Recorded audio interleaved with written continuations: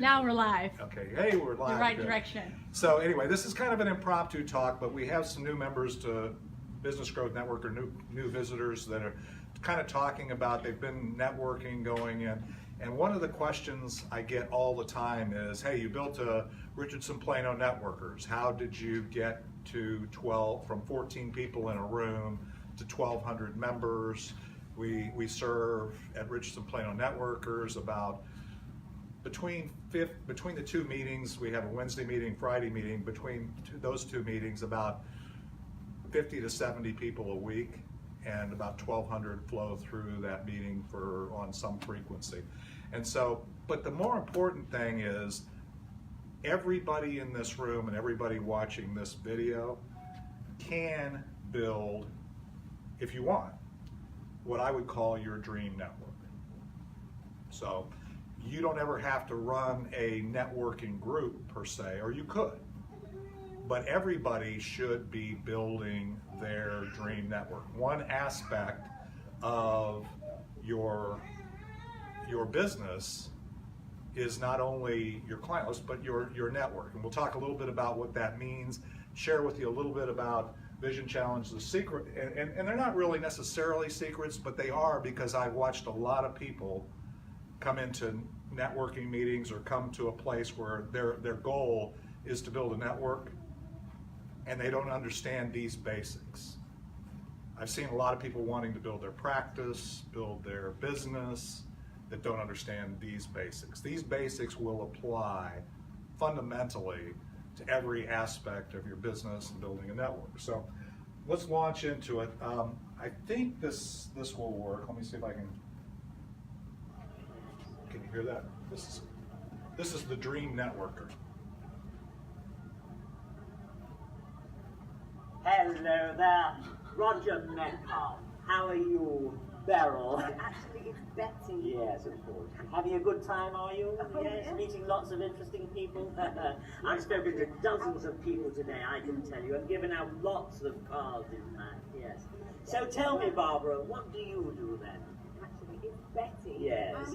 I'm a marketing executive, you know, working a lot with blue chip companies at the moment, and making quite an impression in the States, I can tell you. Yes. Well, that sounds very interesting. Yes, it is. I'm a marketing too. Well, that's You know, marvellous, Beryl. I'm sure my business could help you.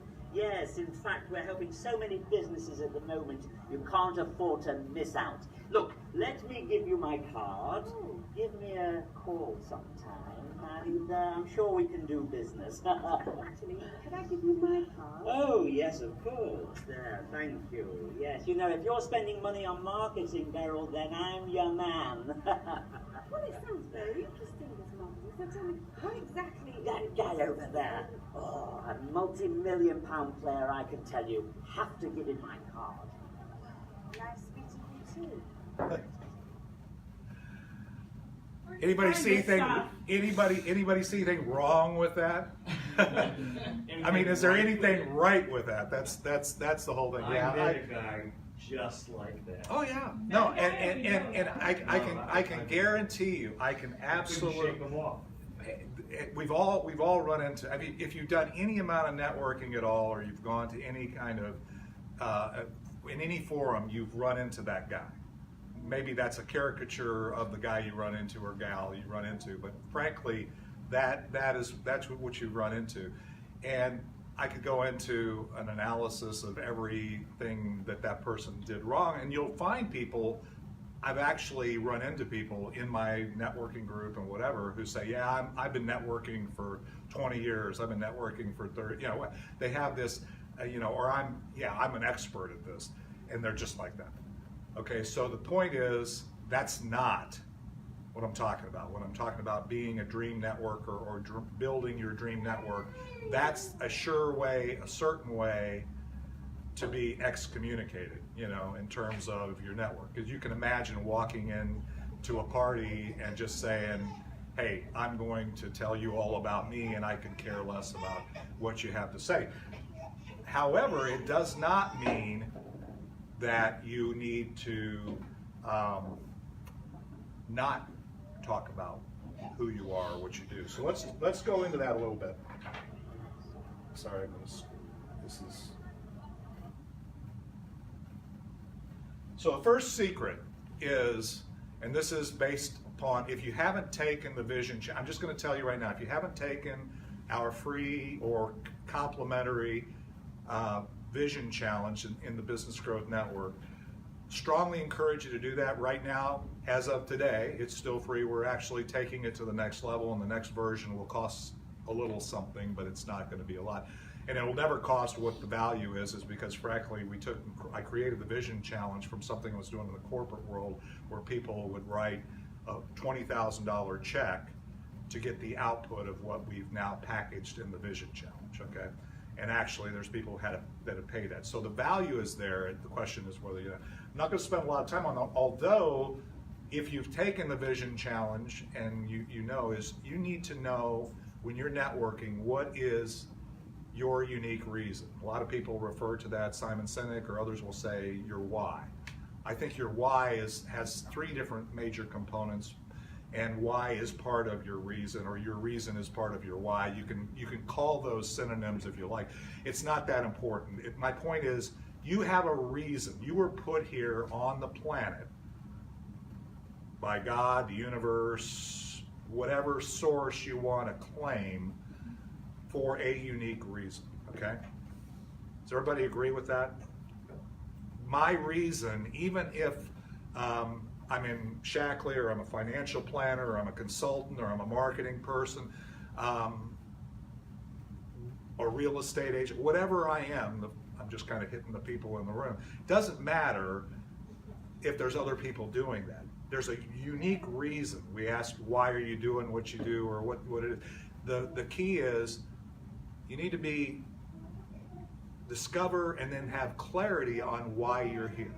That's the first, if you consider it a three-legged stool, that's the first foundational thing, is why are you here? If you don't know what that is, then your power and your building your network is going to be important, because guess what? People want to know why you're here. What you're seeking is not motivation. You don't want to motivate people to buy your product or manipulate. These will sound, they're the same, by the way. That's why I don't call myself a motivational speaker. And I never want to be a motivational speaker, because I don't want to insert in you my values. I have a reason. My unique reason is, as I think I shared earlier, is to change the world one dream at a time. Known as a vision warrior, because I want to find and discover people's dreams or vision that I can help them achieve. I want to go to bat or go to war for their vision. Does that make sense? Okay. So the first thing you need to know is your unique reason. Or if you like why, you can say my why. Why am I doing what I'm doing? Why is it, and it's yours. It's not anybody else's. Okay, as I tell in the Vision Challenge, this is yours. The good news is nobody gets to edit that. Nobody gets to tell you it's not. This is something you need to know and embrace for yourself and have clarity on. And the Vision Challenge helps you with the process of discovery and then clarity on that. But the point is knowing that your unique reason. The second thing is, and this is something that Jenna will tell you, and anybody in marketing is, or anybody, if you're trying to build your business, is when you walk into the room or you're looking at building a network, and even if you're building a network that is like the Richardson Plano Network, which was very diverse, a lot of different businesses, 1,200 people, obviously they're doing different things. I have the thing I'm doing, and everybody else has their thing. How do you create a network of people that follow? The second thing is you need to know where you fit, how you're funding your journey, what unique value. Okay, so your unique value is complemented by and should be reinforced by the products or services you offer, but are not your necessarily unique value. Can you agree, Randy, that there are other consultants that do similar things to what you do, business growth consultants, correct? There may even be other consultants who do exactly that. Well, and precisely, they do exactly what he does, But maybe but not he the way has, he does it. Randy, I can tell you, for example, because I know Randy, got to know Randy very well on our journey, is Randy is a very unique person with some very unique skills and very unique attributes that if you go back and you look at what he's done over his illustrious career, it's amazing that people will gravitate to you or come to you for those things. And you can find a theme. You can say, this is why, and it might not even be in what you monetize. And that's what we talk about in the Vision Challenge, is you need to be, again, when I walk into the room, this is you, when you need to be real solid and grounded on what value can I add. And frankly, if you're not walking into the room, into a networking room, with the mindset of what can I put in that room, what value can I add to that room, then you're never going to build your dream network because you're fundamentally out of balance. If you walk into the networking room and your first thought is, what can I get out of this group? Is this a target-rich environment? Not saying any of those are wrong. Are there somebody here I can sell to? Me. Take. How attractive are you to that group of people, do you think? Very or very unattractive? Frankly, you're very unattractive. I mean, we could talk about it socially, we can talk about it whatever, but if you walk into the room and it's all about you, then you're not going to build a network of people. People aren't going to line up. They want to know why you're going where they're going because they're going to align with you based upon that. They also want to know your unique value. What is it that makes me want to connect with James and spend time with James and get to know him? I want to know that. Because would everybody agree that our time is limited? When you talk about networking, you need to understand this one thing. It's an investment. But it's an investment in building a group of people that you know, like, and trust, and know, like, and trust you. Okay? It's relationships. It's not sales. Networking is not sales. Did anybody think that networking was sales? Because it's not. A byproduct of networking can be sales. Oh, my computer's going to go to sleep if I don't. Thank you. So anyway, that unique value. The third component is your unique vision. This is the journey that you're on. Again, your life is made up of two things, your identity and the experiences you have, and the experiences you have actually reinforce your unique reason and vision, your unique reason and your unique value. Your unique value and unique reason are given to you. You were born with them. You were designed with them. It's more for you to discover and then for you to build upon. Because that's what we're all, everybody understands life is a team sport, right? Okay, as humans, unlike any other animal on the planet, although they are, wolves run in packs and they survive because of their ability to do that. But as humans, we have survived. We weren't the strongest. We weren't even necessarily, potentially not even the smartest. We've survived over the millennia because we work together as a team. And the way you work together as a team is you seek alignment. You have people. If you aren't an expert, frankly, I always tell people, I used to do multi-billion-dollar outsourcing engagements where I would talk to companies and I would say, and Jenna's doing marketing, Randy's doing consulting, you're doing financial planning. We all have unique focus. And if you're not an expert, if that's not your business, if this writing proposals isn't your primary business, then maybe you ought to consider Randy to help you build and develop proposals for your company or whatever. If marketing isn't your primary, digital marketing isn't your primary business, maybe you ought to talk to Jenna. But the key is you have a unique vision for your life. There's a vision. If anything were possible, and this is in the vision challenge, the significant question or the signature question that we highlight is, think about if anything were possible. You just got here in town. Okay? You have a vision of where you're going in your business. If anything were possible.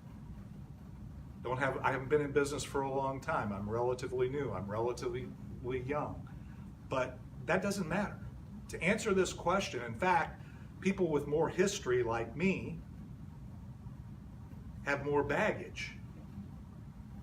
We have this program running in our back of our heads saying that this is what you've always done, this is the way you've always done it, and you constrain what's possible based upon what you've either experienced in your past or maybe the limitations of what's right in front of you. I don't know how to get over this hurdle, therefore I can't really envision the possibilities. But the reality of it is we all have a unique vision.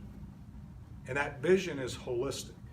The other thing I will share with you is when you have that vision, don't be a one-trick pony. Don't just be focused. If you go into a networking group and all you can think about is the product you're trying to sell and get them interested in, you're not going to build your dream network. You need to walk into that room with your family, your relationships, your network, all of the things, just you need to be real, be authentic. Anybody ever heard of the term authenticity? Do you think real authenticity? Interestingly enough, people say, well, some people are jerks. I don't, if they were authentic, I wouldn't want to hang out with them. No, guess what? There are other jerks just like them that would hang out with them. The thing is, we are not trying to, again, motivate or manipulate people to follow us, buy our product, be part of our network. What do we really want? We want them to be inspired. Inspiration comes from within. We all are on our own journey. If you don't acknowledge the fact that you're making decisions as you sit here, you're making decisions as to whether you want to listen to what I have to say, you're making decisions about networking, and that's from my experience, or I don't like the way he's dressed, that jacket is too, whatever. There's all kinds of things. You're making these decisions all the time, right? But we're all on a unique journey. So we all are here for a reason. We all have unique value. That value is what you really rely on. Ultimately, some of your value you're going to monetize, right? You're going to get paid for that unique value. That's what you ideally want if you're in business, right? You ultimately want to find people who will pay you for the value that you provide. But then we all have a unique vision of where we're going, not just with our business, with our family, the experiences, and that is not a destination, by the way, and that's not a car, okay? When you start seeing people throwing up cars and blah, blah, people buy and do things on emotion. Wonderful. Totally cool with that. If it inspires you, great. But most of the time when you're seeing that stuff, it's a manipulation, it's a motivation. It's something to get you to make an emotional decision. And part of the reason why we created the Business Growth Network is we want you to be around and be part of a community so that you can continue to grow, and when you're ready for stuff, it'll be there to help you, not make an emotional $10,000 decision to sign up for a program with some guru. It does, okay, so again, we're building a network. We know you come into the network knowing your unique reason why you're here, your unique vision, and your unique value, what value you provide. Okay, so the next one is mindset. Now, I hit on a couple of this, but your mindset. Remember I said probably the most important thing about mindset is this. You're building your network with an intention of service as opposed to being served. I know it's when you have sales targets, when you're trying to establish your presence in a new market, when your margin is, you basically need more business, it's easy to get your mind, wrapped around that. But I can tell you this, It's no different than a guy walking into a bar trying to, have a date for the night. If you go in and that's your goal, they'll smell it. People they'll know. It's not a secret. And that whole scarcity or that feeling of, hey, I need, even if your intention is there. So you got to get your mindset right. You got to realize, and that's part of the reason for your understanding these things and being grounded in those things, because it gives you power. It gives you a connection with who you are when you walk in the room. So you don't have to prove anything. You're really just moving in and trying to figure out who you can serve. And then through that process, people will begin to align. Again, they're never going to be on your vision or because you're unique, remember? So you're not asking somebody to subscribe to you. Even though people follow people, that's what you're really looking for. They don't follow companies, really. They follow a personal brand, and they follow people that are ahead of them on the journey, or at least willing to walk beside them. So you're looking for people to align with you, okay? And I don't care what your product or service is. The number 5 is your story. James, you did a good job. You started telling a story. Stories sell. Stories tell. Stories expose in a way that people can understand. I've told many stories about, the zombie apocalypse and how I retired in 2005. Told a story about reading to my daughter, and her, telling her there's nobody like you in the whole world, and she thought I said nobody likes you, and so she said nobody likes you either. I thought I was making it, so I mean, there's all kinds of stories that you can tell, but what's your intention? Your intention with your story is to communicate your unique reason, vision, and value, and why you're doing what you're doing, and being authentic, right? Stories can be authentic. You can tell stories that illustrate, and maybe they're your stories, maybe they're a version of your stories, maybe it's something that it illustrates. So anyway, know your story. Again, know why you're doing what you're doing. Know how you've impacted people along your path. Know the challenges you've had. And the ideal thing is, if you really want people like you or people like your ideal client, then you need to learn to tell those stories. I don't care if you're using digital marketing. I don't care if you're using networking. I don't care if you got your website, sales page, whatever it is. If you're going to build a network, and what is a network? What is a network? Give me what makes up your network. Just give me throw out. People.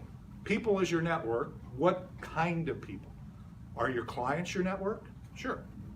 People you work with. People in your tribe, people that are doing the same thing. Strategic partners, people that know what you do, that don't do what you do, but know what you do. Complementary skills. Yeah, people who have complementary skills. Even people who are very similar, but and even in the same industry, that can be part of your network, because you can learn from it. Competitors could be in your network. Absolutely, your competitors are in your network, Randy. That's awesome. The thing is, there's all kinds of, literally everybody you come in contact with could be part of your network. What do you think is the major determinant of whether they are or not? There's one thing, one simple attribute. I'm not going to quiz you necessarily on this one. One simple attribute is, if people aren't connected to you, you don't have a network. Think about it. A network, you personally are the hub of your network.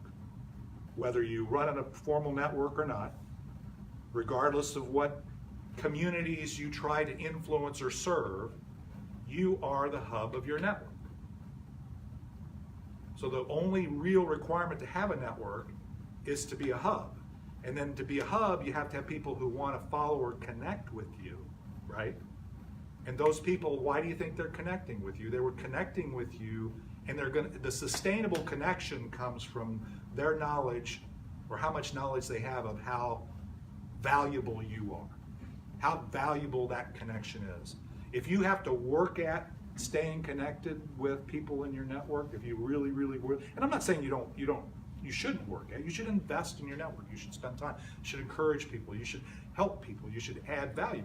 But if nobody is, if you've got a list of business cards in a stack or whatever, or a database or a constant contact list, I don't care, thousands of people, and the only way they ever engage with you is you reach out to them for something, that's not a very healthy network. That's not your dream network. Your dream network is one That's like, a list. yeah, that's a list. That's not a network. Well, and it can be. I submit that you can have good, They can be on your network, but that itself on its own. precisely. So, and Jenna, you know, we've been on this journey for a while. So you get that. You understand that really because it's focused on your value. Number 6, we talked about already, is authenticity. Okay, this is one where there's a lot of training out there, and you could trust me if you want to buy it or you want to get it. We have stuff in the Business Growth Network. We have things I can point you at people who do these things. Actually, Scott Schilling, who's one of the consultants in the network, is an expert in sales and sales techniques and communicating with your people. So if you want to know what technique to use or what kind of copy will get the right reaction, will motivate the buyer, will cause, you know, whatever, there's plenty of people that can teach you that. The key here is whatever you do needs to be authentic. It needs to be you. Because remember, you have a unique value, you have a unique reason, you have a unique vision. There's nobody like you in the whole world. And I didn't say nobody likes you. I said there's nobody like you. You are unique, okay? And so you need to strive, no matter how much technique somebody's willing to, and I know within financial organizations, within network marketing organizations, within real estate companies, brokerages, you know, consulting community. There's all kinds of people that can tell you what worked for them and how to make it, you know, and how to do stuff. I can tell you. If you want to sit and listen, I could talk for hours and hours, as some people would say. You're full of it, on how I did or how I would do something. Point is, it's useless unless it is authentic to you. In other words, if it's supporting your unique reason, your unique vision, and your unique value, then those techniques or tactics can work. But they can help you build your network. But only when they are aligned with who you are. Because you're bringing your node to the networking meeting. You're bringing your node to your client. Your network node, I did run GM's Telecommunications Network at one point, so I do understand networks back in my past, but that node has to be solid, it has to be valuable. There's a whole list of things I could talk to you about being availability. A network that's not available, if your node isn't available on your network, how strong is your network going to be? It's not going to be very strong. If people can't reach out, if you're there to provide value, but they can never get with you, eventually that network will erode, right? Does that make sense? Okay. Number 6 is commitment. You've probably heard, if you haven't, I'll remind you, I've said a couple of times, when you're here on this Facebook Live, or you're here in Business Growth Network Insiders, or you're over at Richardson Plano Networkers, or you're in any group where you've chosen to be there for your purpose of building your dream network, you have to be committed to it. In other words, you have to commit to an investment of your time. And frankly, what I tell people all the time is you could show up to this room one time and say, you know, I don't like him, I don't like her, I don't like him, you know, this isn't really serving me very well, I can't get into opting in, or I can't get into hanging out with these guys. I say, great. Because again, you're seeking your own alignment, you're trying to invest, and you're going to invest your time. But once you've decided to be in a relationship with a network or build your network, then you need to understand that that's an investment. And when you're making an investment, for the investment guy in the room, is investment something that you should do on a, change it every day, move around, all this stuff? No, I mean, it's diversification, but it's also takes time. Right. There's no miracle silver bullet or things that are going to, in any aspect, I don't care if it's health, I don't care if it's wealth, I don't care if it's relationships. Okay, some people, there's some things that work better than others, but the reality of there's a lot of things we can do to improve.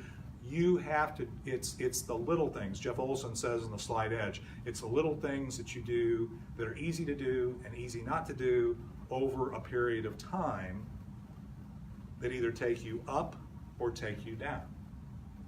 It's compounding, again, in the financial world, but it's the same thing in health. There's compounding effects. There's a ripple effect. There's things that you do that have other impact, right? So anyway, building your network, figure it out. If you can't approach connecting with a community in whatever form you do it on an ongoing basis, don't do it, because it's an investment. It won't get you the results. You may get a sale here or there, but you're not going to become known as somebody who's there for your network. Your node, if you will, isn't going to be known for its availability. Right? Does that make sense? Okay. The last thing is the first step, and I shared the first step at the beginning, and I'll tell it again. If you come into this thing and you say, yeah, I'm not really sure why I'm doing what I'm doing or my unique reason, if you say, well, I'm not sure, what value, how am I different than the other people, the realtors or whatever. You did have a good response, by the way. I liked the response. It was good. You've thought about that. Being a young realtor in a business, or you've been, I don't care if you've been doing it for 20 years and you're really good at it. If you don't know why you're doing it, you're less successful than you can be. And your network isn't going to be as robust and resilient and growing as you want it to be. So take the Vision Challenge. I'm going to share this with you because I always share it. Is encourage you to do the Vision Challenge. At the end of the Vision Challenge, it's not the completion of an event or a book that you set on a table. It's really at the completion of that. It's whatever you learn out of that process becomes a daily journey. Everything you do from this point forward and everything you've done up to this point is either an endorsement and a reinforcement of the journey you're on, or it's a contradiction. And if you spend your time contradicting what's coming out of your mouth or what you're doing, there's a lot of reasons. I don't know why I'm doing it. I'm not really committed to it, and so on. So this I'm just going to share with you because I've got people here that haven't seen it. But this is what I call Vision Catalyst. It's the output of the Vision Challenge for me. Not for you, but for me.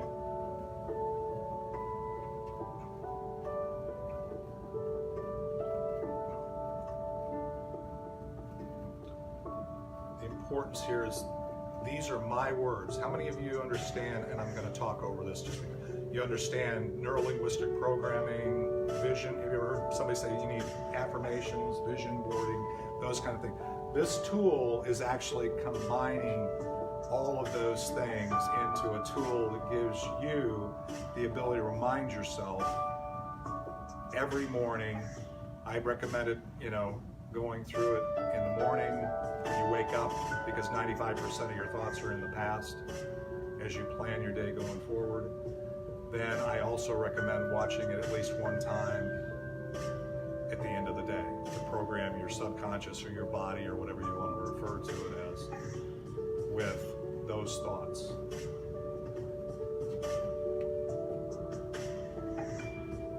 If you notice, these are, and James picked up on, these are things that are statements as they are. You're basically stating things. They could be aspirational, but you're stating them. The power is I am, they are. It's real time.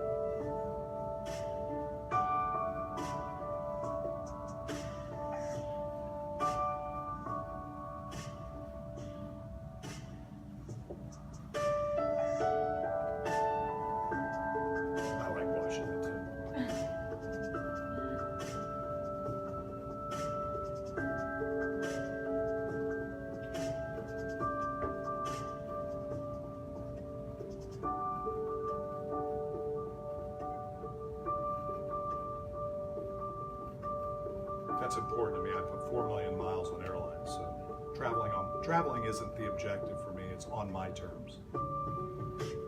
That's my granddaughter.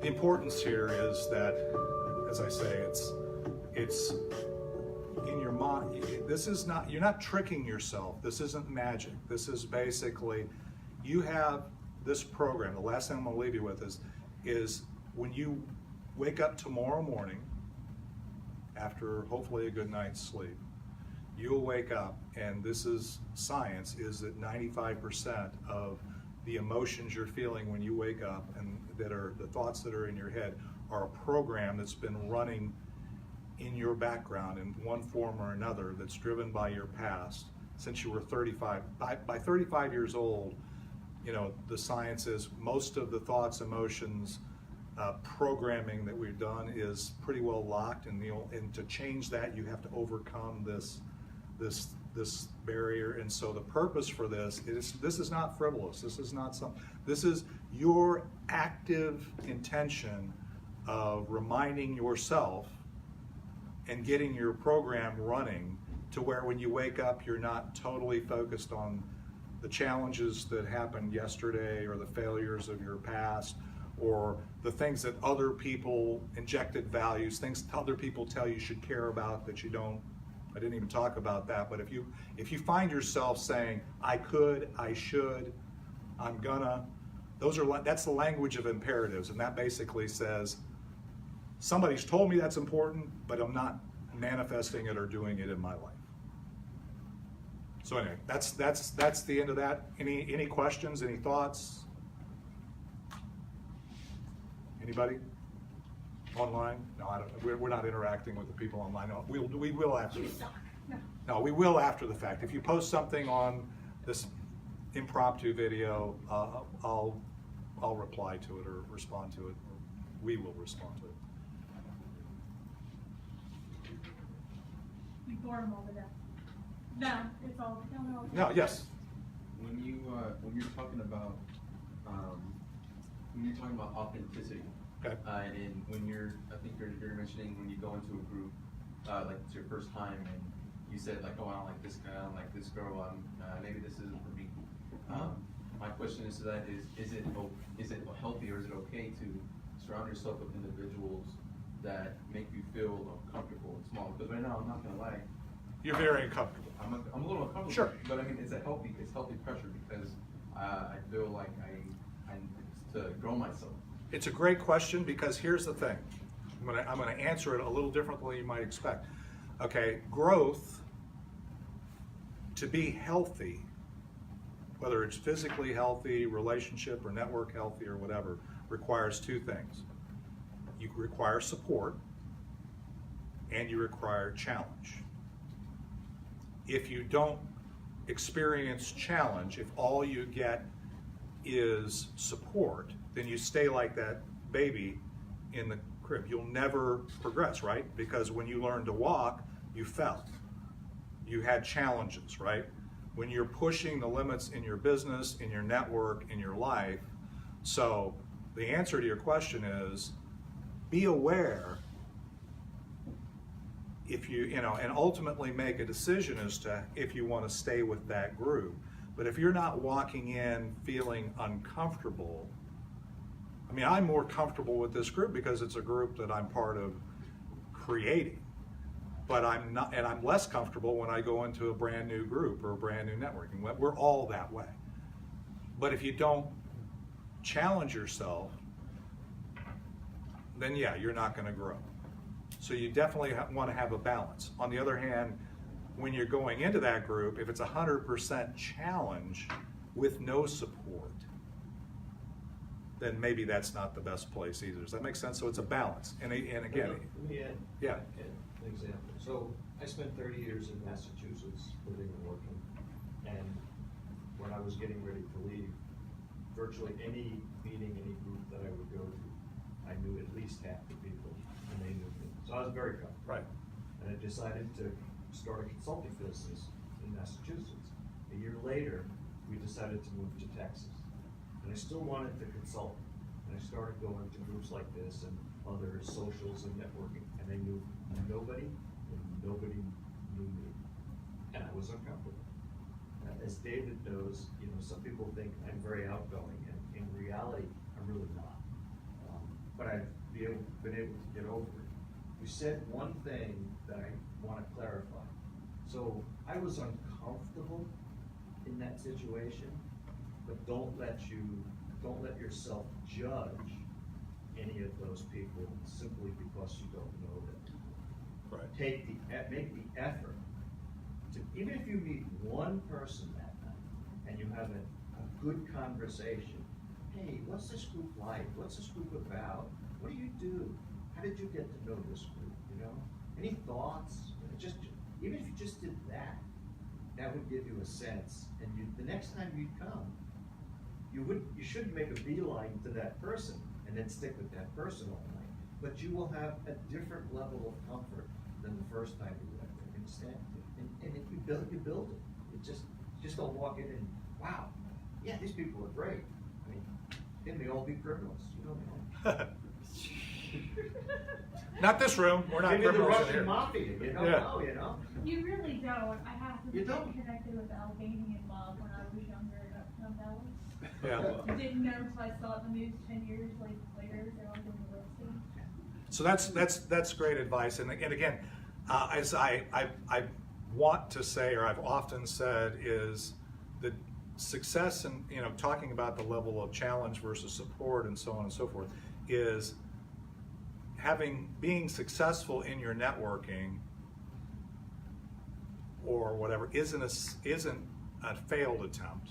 The opposite of that isn't a failed attempt. The opposite of that is comfortable. It's comfortable in your life. The things that minimize our growth and our success are us willing to settle for something less than what's possible. So your network, you're building, you're getting started, you're gonna be uncomfortable. And you're gonna get more comfortable. How? Because you're gonna find groups of people that you know how to serve. You're gonna know why I'm doing what I'm doing, the path that I'm on, and the value I provide, and that group is gonna become more and more aware of that as well. So the comfort level is gonna grow, but if you stop there, you know, it's kind of like, you know, goldfish in a fishbowl. You're not gonna outgrow that little fishbowl because it's the size of the thing. Yes, James. It's like shooting for averages, which you have to be careful of. It's good to know what people in your industry can do on average, but you also need to know what they can do at the top end. Because you gotta know what is possible in order to aim for what's possible. Right. Or beyond. And model yourself basically on how they did it. Otherwise, if you settle for average, then your average is gonna be lower. Because all of a sudden, you're not aiming for what's possible. That's great. Yeah, so any other thoughts, questions, observations? It's kind of impromptu. I kind of brought in a couple of things, but again, fundamentally, know thyself, have a service mentality, be authentic, learn how to communicate that to the extent. If you've been to Richardson Plano Networkers, which I encourage you to come if you haven't been there, it's a very dynamic group. We have 5 or 6 new people every week that show up. That's how we're growing very fast. It may or may not be your cup of tea. That's the thing, though. You're out there and you look at it, and you're going to be uncomfortable when you walk into any room for the first time. I don't know of anybody, except for maybe that guy that we saw at the beginning that's a network, because he doesn't care anything about anybody else, and he's totally comfortable in what his message is, but frankly, he's not going to get a lot of results. At least what I would imagine he hopes he's going to get out of this, but who knows? Maybe he doesn't care. That's right. They get along. Culture around that idea. Yeah. Well, the thing is, people like that, you can serve them by continuing to encourage them to be a little less affected, as I call it, than more authentic. But then, you know, and some people are lost causes. Some people are who they are, and they're going to be who they are, and that's fine. And they'll find their alignment, and hopefully they'll flourish and thrive in the community that they are building themselves. The key is you want to look at who do you want to surround yourself with. Do you want to to have people, you want to get customers or clients or partners in your network or just people you want to hang out with that are hard to deal with, that you have to continually work to sustain it, or you want people that are naturally aligning with you? I submit that you want the latter, and the latter usually comes from knowing who you are, knowing your identity, and knowing the experiences you're seeking. So, you know, it's easy to find people that want to hang out with you if they love to play golf and you like to play golf. But if you only talk about the product you're selling when you walk into a group of people, you'll never find out who in the room wants to play golf. That's kind of a simple example, but it really is. You're more than the product you have. You're more than the particular sales objective you have today. And that's, you got to bring it. You got to bring that. Whether we were talking about LinkedIn, Facebook, blah, blah, blah. I've had the philosophy, and I think it's become more accepted, that you have to be authentic who you are and bring maybe more of this aspect of who you are to this particular network or audiences, but you're always who you are. You always bring yourself to work. You always bring yourself home. And you need to, that can't be multiple different personalities, otherwise you're somewhat schizophrenic. People won't know who they're dealing with, right? So strive for that authenticity. It's easier to remember the truth than it is a lie. Yeah, absolutely. Amen.